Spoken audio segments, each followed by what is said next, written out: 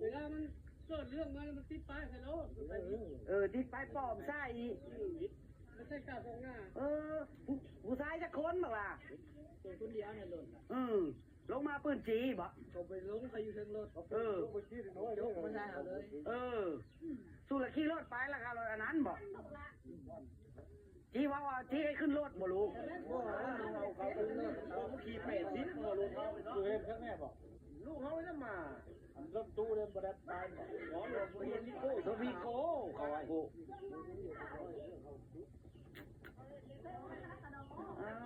ว่านั่นเด็กโดยมากเลยครับ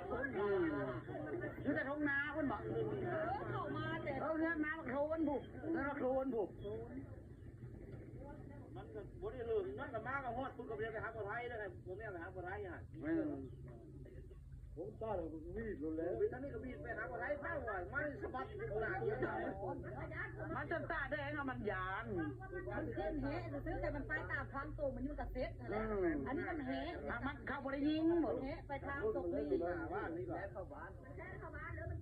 รถเก่าเขาจอดเขาพงกับหลังมันยานพอมาแม่นน้อยกว่านี้แล้วแม่นเจ็ดเหลือที่ว่ามันมาร้อยแล้วจะถือว่าพันมันเศษที่ทั้งไหลเกี่ยวมันเสียรักแล้วมันจะมัน